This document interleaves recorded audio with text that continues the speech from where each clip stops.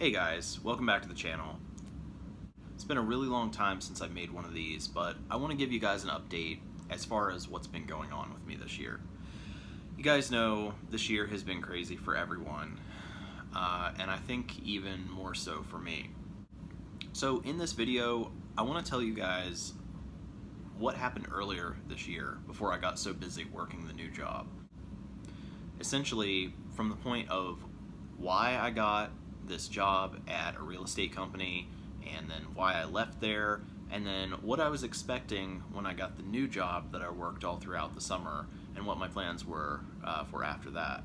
Just to give some context to where I was when all this began, I'd been in the tech startup world for a couple of years, and I was just passing my 1-year mark with a company that I really had built from the ground up and built into a nationwide company that, I was really happy to work there, and that's something that's difficult for me to say, as you guys can probably see from my past videos about jobs.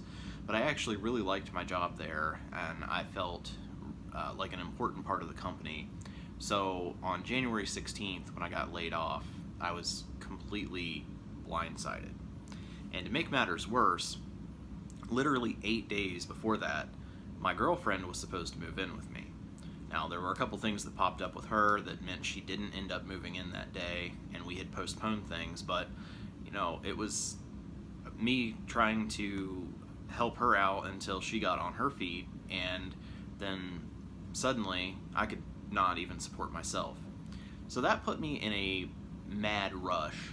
Not just the normal mad rush that you get in when you get laid off to get a job for yourself, but even more so because I knew that I had to prepare to support her as soon as she decided to move too. So I really was spending every free second that I had trying to find jobs. I haven't done it yet, but I will make a video contributing to the job searching series that I have a playlist for, that is talking about all the crazy interviews that I go on and unprofessional hiring managers, and I will make a version of that based on my interviews from this time period. But I did get a job fairly quickly after this. Now you guys, if you followed my story, you know I've worked in real estate and property management in the past, and I pulled on that experience and applied for an assistant property manager role. And it was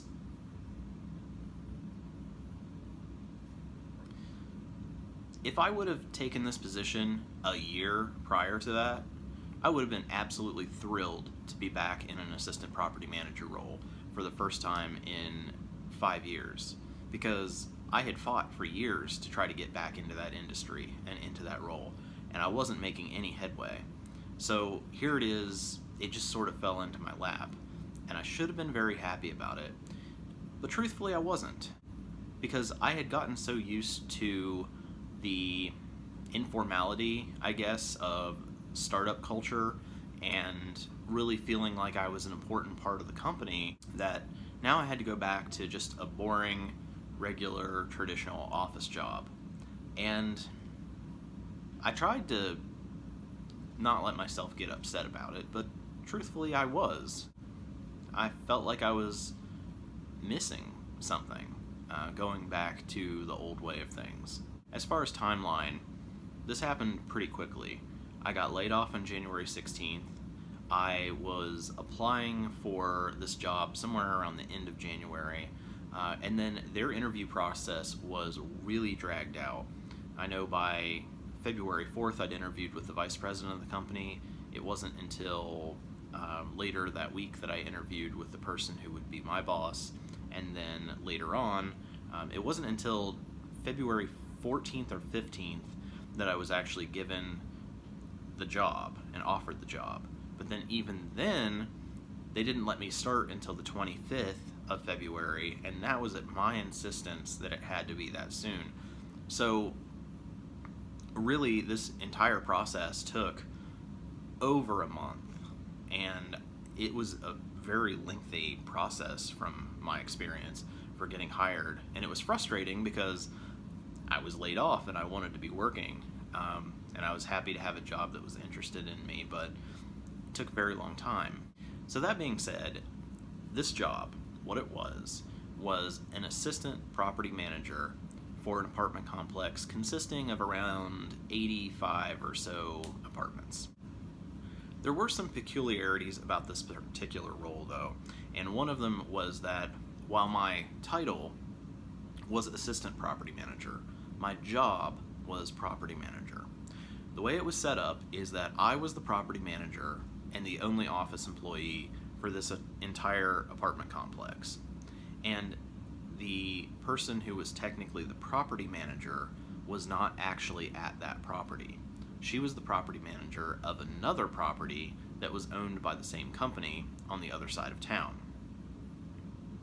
This isn't usually how it works, but she explained to me that there was some sort of stipulation by the owners that there could only be one property manager for the two properties, despite the way that the roles were structured. So what this essentially meant is that while I was able to negotiate for a higher wage than they were really willing to pay, and I was set at $17 an hour, which was what I was making before I was laid off, I was still making the wage of an assistant property manager, but I was doing the job of a property manager who would normally make quite a bit more than what I was making. But again, I was just happy to have a job and to not be laid off and not be in a position where I couldn't support my girlfriend if I needed to. And despite me being disappointed about having to return to normal office work life, I really want to stress that I did try to keep a positive attitude and just make the best of the situation. And I was thankful, of course, to get a job so soon after being laid off.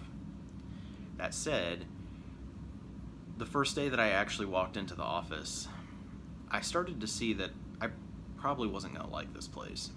There were some complaints I had that really I could have let go, as far as things being antiquated, as far as the computer essentially not working at all. I had to spend my entire first day debugging it and installing updates. And then the fact that the office itself was disgustingly filthy. I mean, the bathrooms were unspeakable, and there was no way I was cleaning those. And there also was a really, really steep learning curve as far as the actual processes and the company procedures, just because of the way that this company was set up. Everything was so old school, done on paper. They'd never even heard of an SOP, like a standard operating procedure document. I actually created those for them for the onboarding process, because people here just really didn't know how to streamline processes, and I had to go through, however they could fumble their way through getting this stuff done, and it literally took days, several days to get me onboarded, just because the process was so convoluted. I spent the next few weeks there desperately begging every day for help doing something. The people that were working at the other properties were so overstretched that nobody could really help me, and nobody could really even tell me how something was done or where I would find something. I wasn't getting any help or support really at all. It was sort of like, well, we got a warm body to fill that chair there, so we just don't care anymore. And I was tasked with the normal duties that you would have at a property like this, like paying bills, collecting rent, work orders, things like that. But on top of that, I found out that I was really digging them out of a hole. You see, the property manager that was there before me was a friend of my boss. And apparently this girl did not do much of anything. She didn't make notes about anything. She made a lot of promises to residents. She was apparently just accepting cash payments for rent and just taking it. At one point when I was doing a variance report, we found out she had bought a iPad with the company credit card, and then that iPad is missing. And when I was going through reports like that, I realized that her date, the end date of her employment, was like right before I started. So I started to feel really uncomfortable because I essentially replaced this person. It wasn't like she quit or she was fired and then they had to find someone. They waited to fire her until they had me on board. And I mean, I didn't agree to take someone else's job, even if they were doing shady things. Like, that's not a position that I was comfortable being in, and I really didn't appreciate that they hid that from me. Up till this point, though, I just knew that the workload was pretty intense, and I just knew that I was going to try to make the best of it despite all of that, because I really needed this job and I really appreciated that I had it. But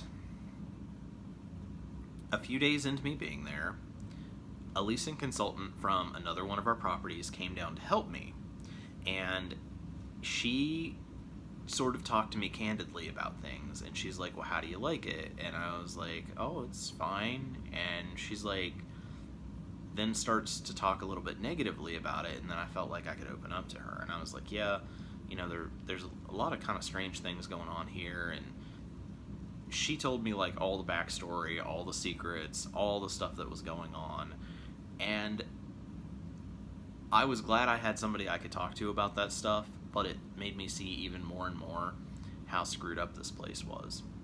You see, the vice president of the company, he kept telling me that this place needed cleaned up. Not the property itself, but the office and how it's run. Everything needed caught up on. There were months worth of documents that needed done and processed, and you know, he said I was the man for the job. And honestly, I was flattered that he saw that in me. I think that speaks even more because for years I tried to get a position like this and no one would even give me a chance. And yet here's this person who's a super high up person in this company, and he's like, yeah, I think that not only can you do this job, but you're the guy to come in and fix all the stuff that was done wrong the first time. So that meant a lot. However, after I actually got into that role, I started feeling like that was pretty unfair of a position to put me in, because I realized how screwed up they had let this get. And I find that to be pretty strange, because apparently with this person that was a manager there before me, they were so extremely lenient with her that they had literally no idea what she was doing, and they were just fine with that for months. To the point that she even was living in the office. Like, she had moved her kids into the office, and they were living there, because to save money, she'd given up her apartment. And, like, that's the kind of stuff she was getting away with. Whereas, with me, they were riding my ass, like, all the time, just making sure that I was answering phones and replying to emails and doing the other work I was supposed to be doing. So it was like, for some reason, they had learned the lesson from her that they needed to be more on top of things, but didn't apply it to her, only applied it to me when, you know, I hadn't done anything wrong. But at least now that this girl came around, I was able to have somebody to talk to about some of my concerns about the company. And keep in mind, this is only the first week. What was even more frustrating on top of all of this was that the vice president kept giving me tasks, and they were very intensive, time-consuming tasks that really, I mean, yes, they were something that I could figure out how to do, even though I'd never done them before and he didn't provide any guidance. Like, for example, one of them was, I need you to build a dog park. Well, okay, I don't know how to do that, but I mean, I can figure it out. I can figure out where it should be placed. I can call the utility companies to see if there are underground utilities there. I can get quotes from contractors for fencing and things like that. Like, I'm smart enough, I can figure out how to do it, but he was just like, oh, build this dog park, or build this picnic area over here, or call the utility company and get this straightened out, and oh, apparently we never did any of the paperwork to get this property in our name when we bought it, so we need you to contact like our attorney and get this paperwork and then file it with the state. And it was all this stuff that I didn't know how to do, and they didn't provide guidance of how to do, so I had to take the time to learn it. But it was also stuff that should have been done years ago, and they didn't do it over a series of several managers. And then suddenly, now that I'm there, it's my responsibility, and they want it done right now, like right away. And all of these kind of really unusual requests that my vice president was making was really getting in the way of the day-to-day operations, because essentially I had three things that I was doing. Number one, day-to-day operations like rent collection, answering calls, filling apartments, things like that. I had number two, the catch-up work, which we had months and months and months of bills that were never paid, and I got collection calls and I was paying stuff off, and it was crazy how much money I was spending off my P card, because I just had to pay for so many months of things that, you know, they just never paid for. And suddenly, now that I'm there, I'm supposed to be on the ball about this. And then the third thing is, like I just said, all of those crazy requests that he was coming up with. So I don't know how you can become vice president of a company and not know how to prioritize. But when you have common sense and you're running an apartment complex, you know what the basics are, and you know to start there. Let's fill the vacants. Let's turn the vacants before we fill them. And let's collect rent. Let's do some advertising, things like that, right?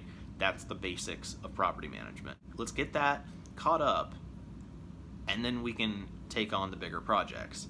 That is what common sense says. But my boss did not have that.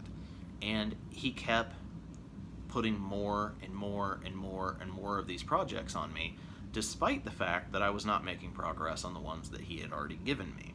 So I already didn't like this job already, and I'd had to admit that to myself, but I was getting really stressed out. And I knew that feeling. I'll try to link it in the card up above, but there was a job I worked at in property management 5 years ago where I worked 70 hours a week, 7 days a week. It was never good enough. It was never enough. It was just the same thing where they were being so unreasonable. So that's what I was feeling was happening again. So with that said, I continued to look for jobs. I knew that taking this job, either I would like it and I would stay, or I would continue looking for jobs while I had income coming in from working this one. And unfortunately, I pretty much right away realized I was not going to like this job, and I was just going to have to keep looking. Well, as time went on, the requests that I was getting from my vice president were more and more ridiculous and over the top. His probably main request that he was asking of me was something that he seemed to think would only take like 5 minutes to do, but really would take hours of uninterrupted concentration. And I soon discovered there wasn't any way for me to do this inside the office. I was going to actually have to basically work for free from home to do this. And I was not comfortable with that, and I didn't want to set that as a precedent. But what he wanted was, as the virus started to take effect, he wanted to start doing virtual tours.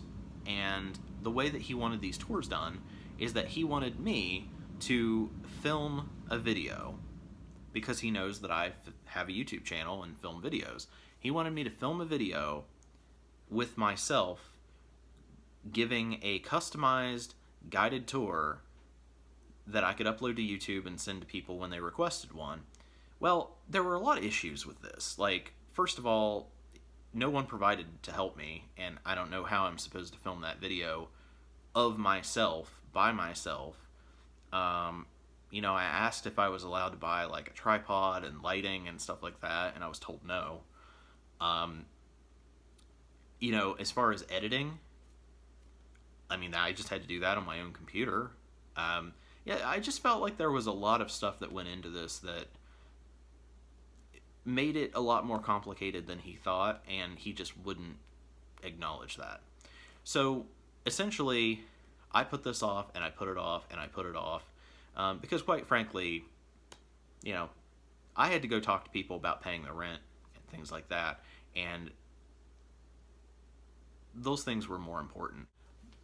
I literally never did make the video because the week that it was finally done, or was supposed to be done, was what just coincidentally ended up being my last weekend there.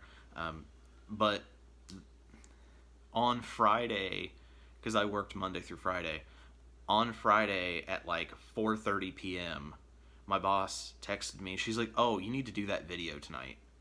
And I'm like, no. I mean, it was already getting dark anyway. I couldn't film. And I'm just like, no, I can't do that. It's going to take a very long time. And, like, I have these other things that are higher priority.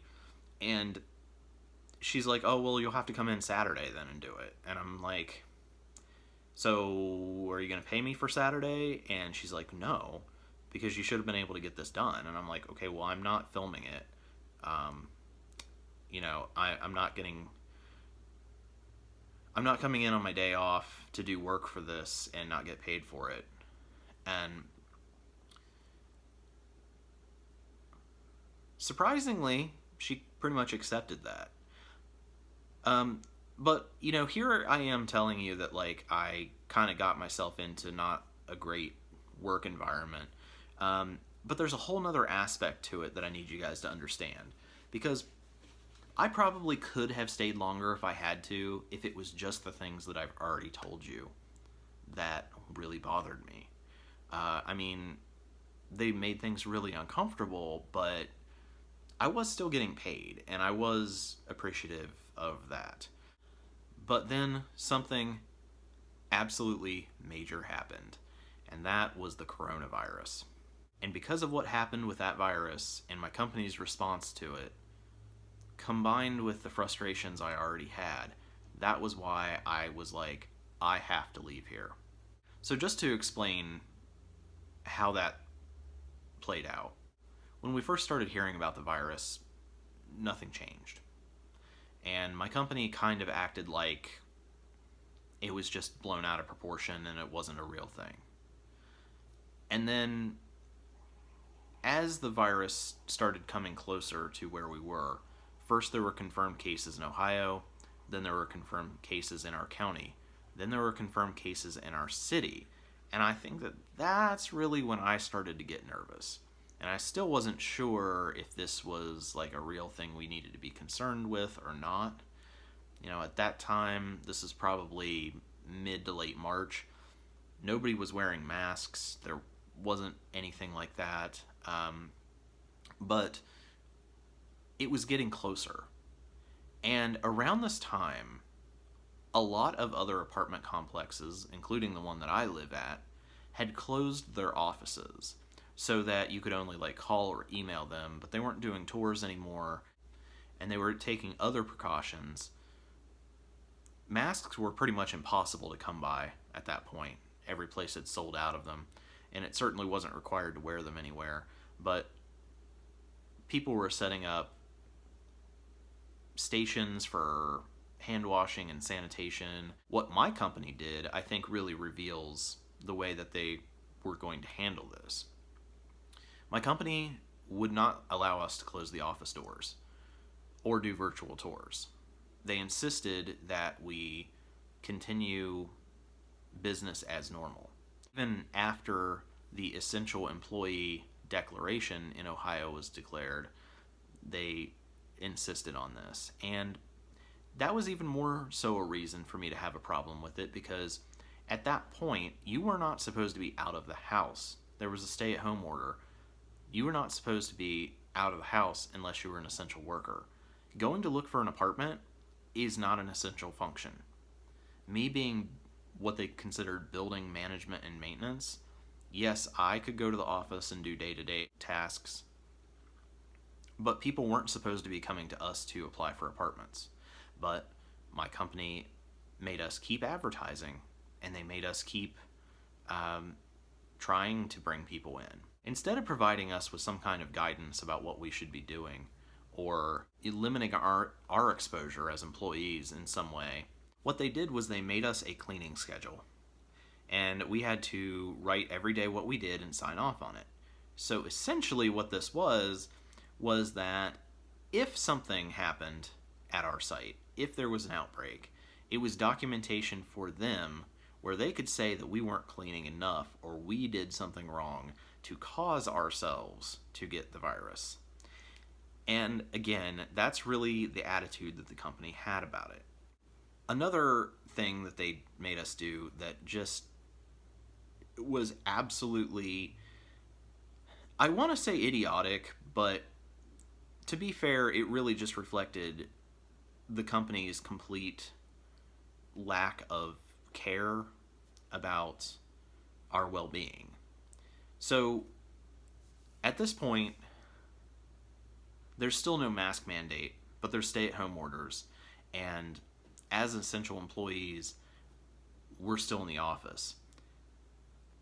For no reason at all, just because they wanted to acknowledge it, they wanted us to print out a 2-page newsletter and take it to each of our residents.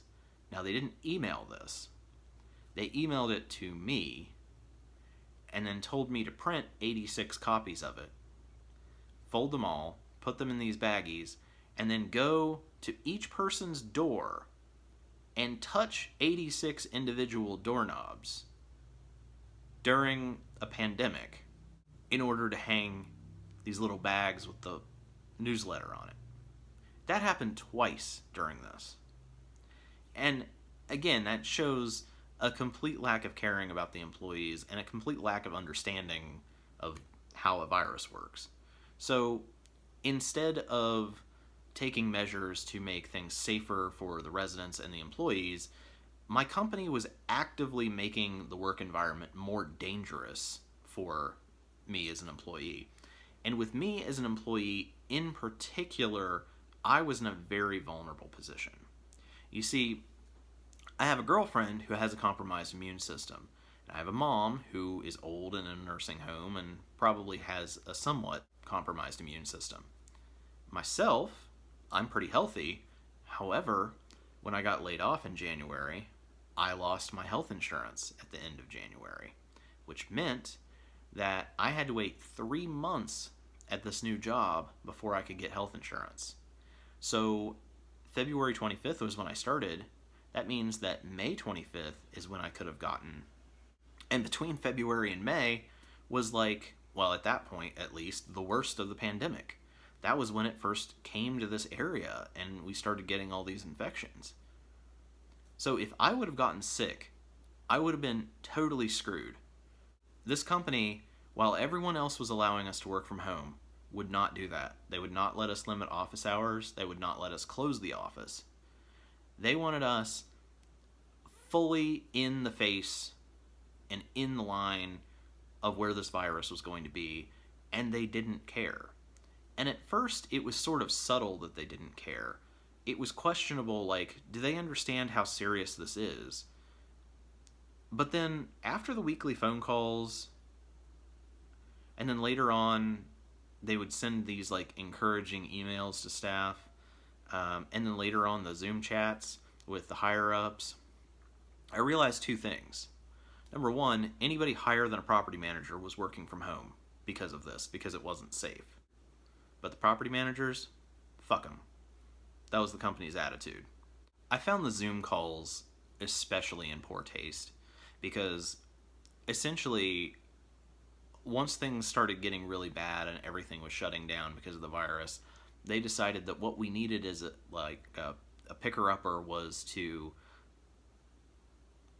have these mandatory weekly Zoom calls with the higher ups, like the board members and the owners and some of the vice presidents and things like that. The conversation was all about how they were enjoying their time off at home and how great it was they didn't have to commute, and how they were doing all these leisure activities now that they weren't working. And all of us were forced to go to these meetings that were still stuck in our offices.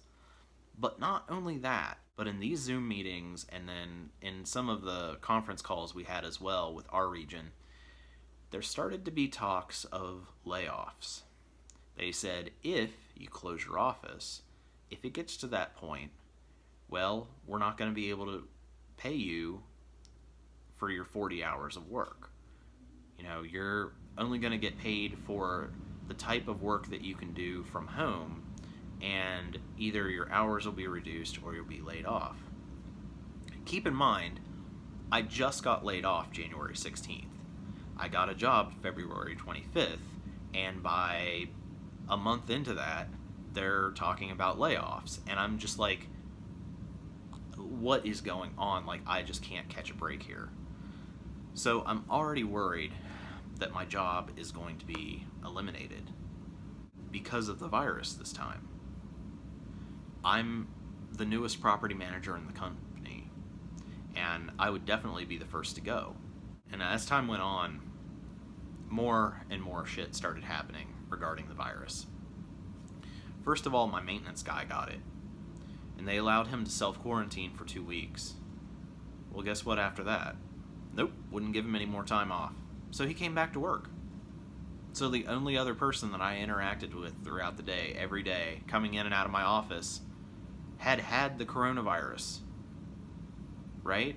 And I mean, at that point, we didn't know enough about it to know that if you had recovered, if you could still pass it on, or what even was going on. Then, somebody at the other property got it, a resident. Well, because the company basically acted like the virus didn't exist, then they made the maintenance staff go in that apartment, even though the health department had told that resident to quarantine. Well, they went in there and they fixed something, and then somebody came down with symptoms. Well, now after my maintenance guy has the actual virus and this other one has symptoms, my manager, in her wisdom, we'll call it that, decided that we all needed to pick me up. So what she was going to do is every Friday over at the other property, she was going to order pizza or sandwiches or something for everybody. So think about this. There's a pandemic going on. Our company will not allow us to shield ourselves from it in any way, despite the fact that everyone else in the apartment management industry is doing that. And she waits until one of our staff has the virus and another one has symptoms and is awaiting test results, and then forces weekly mandatory meetings where we all gather together to eat from like a communal food tray. I mean, I just don't understand what the thought process could be there. So anyway, because of all of this, because I felt the expectations were unreasonable, because I felt like they had basically made me scab on someone, because I felt that like I wasn't getting paid enough for the actual job I was doing rather than the job title they gave me, and because I really was so uncomfortable about the way they were handling the virus and just acting as if it wasn't real. I was just really desperate to find something else. And I didn't even feel like I could say anything in my company about me being uncomfortable about the virus, because in our management meetings, they would send us these emails saying like, oh, hey managers, is anybody on your team like uncomfortable with this? Is anybody scared that they might get infected? They never questioned whether we did. They just assumed we were all fine and believed the virus was a liberal conspiracy. They never asked if we were comfortable. It was all about identifying people at lower levels that were uncomfortable with it, I suspect, to try to fire them before they can make any kind of complaint. But we were never given the opportunity to voice any concerns. So, with that said, I obviously had to leave this place. And thankfully, I came across a job that would give me that opportunity. This new job was temporary, but it would get me out of the situation I was in. And it also paid more. It paid $20 an hour rather than the $17 that I was making. It also didn't have insurance, but yet again, I didn't have insurance where I was there. And they told me that when I did, it was actually very expensive and didn't cover much.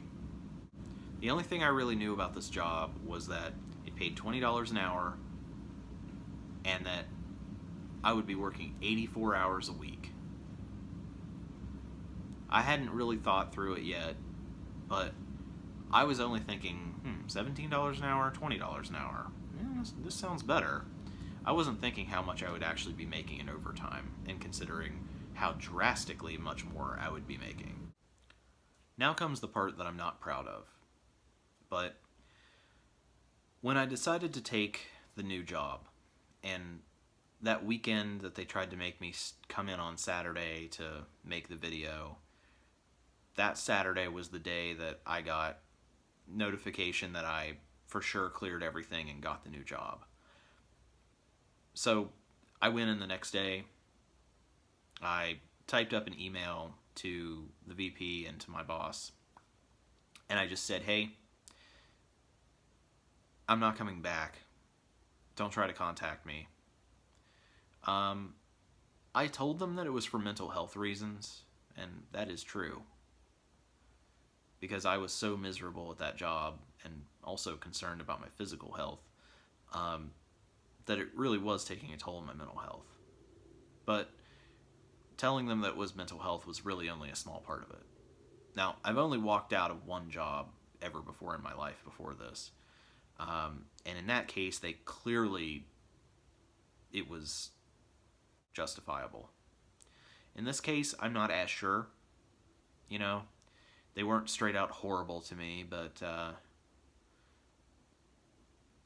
there was a lot of negative there. And I was facing them laying me off anyway, and or me getting infected by the virus because of their policies. So I did feel like I had to protect myself by taking the opportunity when it came to me. And so, yeah, I told them I was leaving because of that. And then, I just gave them everything. I locked the door behind me, put my P card, my ID, keys and everything through the Dropbox, and that was it. So I was only at that job for just over 2 months. And again, I'm not proud of the way that I quit, but had I not done that, I wouldn't have got the new job because they wanted me to start right away. And I didn't feel like my bosses were approachable to even have a conversation about this stuff. I really thought that there would be a lot of backlash if I complained about anything or if I was telling them that I was quitting. And I really just didn't feel like I really deserved to have that. I was already, like I said, struggling with my mental health, so I didn't want to face that. And so I left.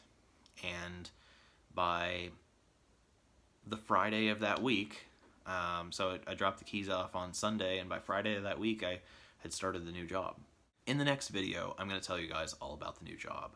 And I'm going to tell you about what I thought was going to happen after the temporary job ended, because it really created what I think is a really unique opportunity for me. So I'm going to tell you guys all about working there, how things changed along the way, and now that I'm at the end of that employment, what I'm doing as far as that big opportunity that it opened up for me.